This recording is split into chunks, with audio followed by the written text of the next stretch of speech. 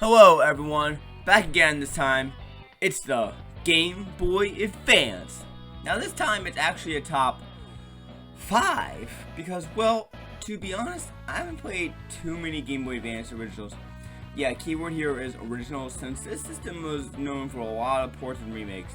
So this list, no remakes or ports, be it the Mario Advance series, Fire Red and Leaf Green, or the Final Fantasy remakes. With that said, let's go.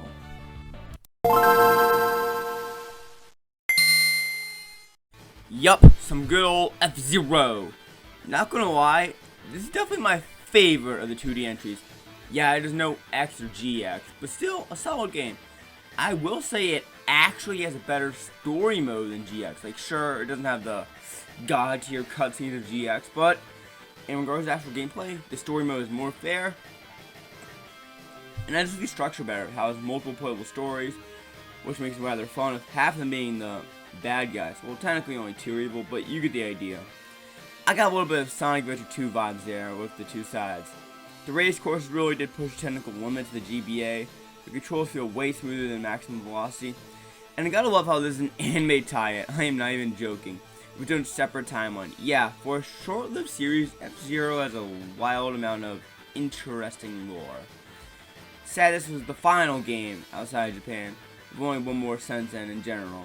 Ah well, bring back FZero.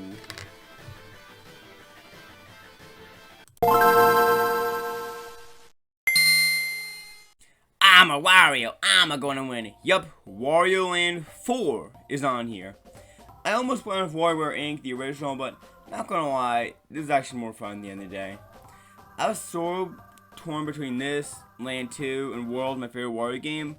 All ridiculous as hell because it's Wario.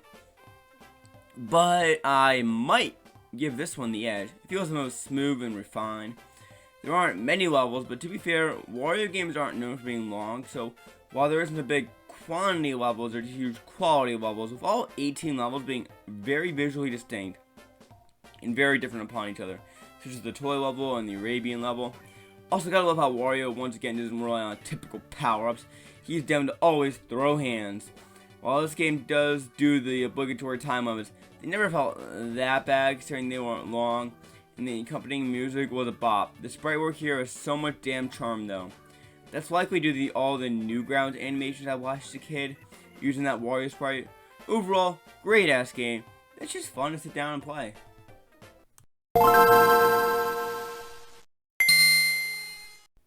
Yup, the Zelda game here is actually number 3, but actually, besides the Link Between the Past and Link Between Worlds, it's actually my favorite 2D game in the series.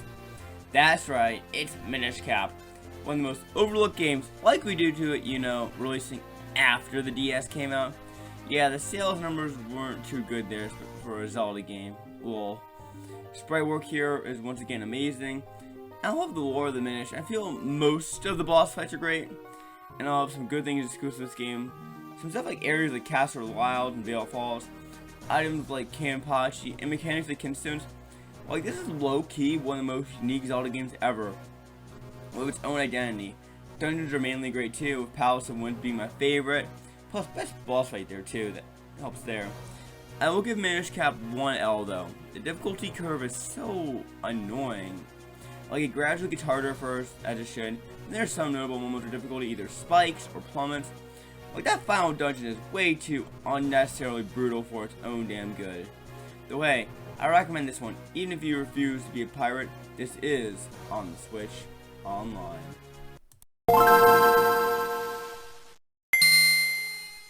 Oh, you fucking knew Generation 3 would be on here.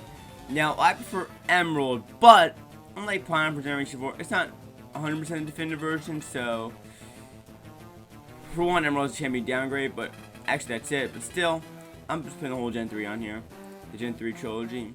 Anyways, this is my nostalgic Pokemon generation.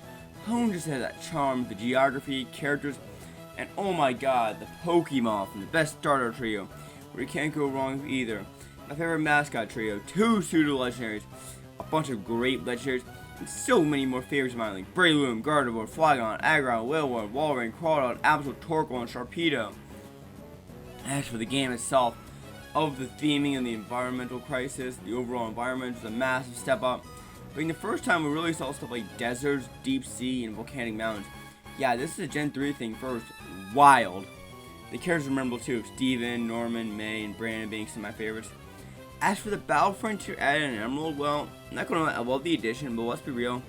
How many of us legit played those all the way through without hacking or anything? I will say it gave us a great anime tie-in. And the song, oh my god, banger song. You are indeed hearing this right now. So that said, only one game gets above this.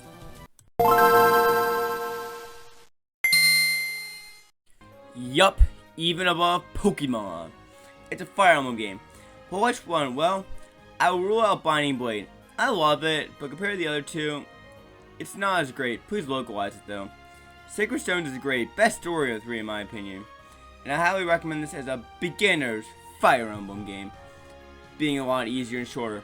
But my heart goes to Blazing Blade, aka what it was localized as, Fire Emblem. To me, this feels like, besides Path of Radiance, the most consistent Fire Emblem game.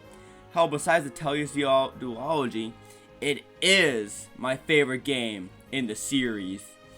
Blazing Blade is an amazing set of characters, with some of my favorites being the Three Lords, Raven, Wrath, Pen, Jafar, Dart, Priscilla, Urk, Sam, Lucius, Fiora, Geitz, and Ninian.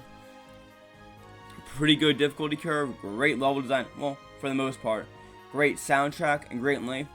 It doesn't really drag out or feel too short. I also love the replay value where you can just skip the tutorial chapters and you can either have Eliwood or Hector as your main lord, which actually has subtle differences throughout the entire game. And yes, I have replayed this game so many damn times. I've used almost everyone at least once. It might get to the point where Carla and Reynold deadass might be utilized one day. With that said, Fire Emblem, the Blazing Blade, is my favorite Game Boy Advance game of all time. So yeah, I might catch do more top 5s these days. Still do top 10s of course. With my busy ass schedule of me covering more topics where I can't usually drag it out to 10, I think top 5s might be the move anyways. With all that said, have a great day, honey bubbas.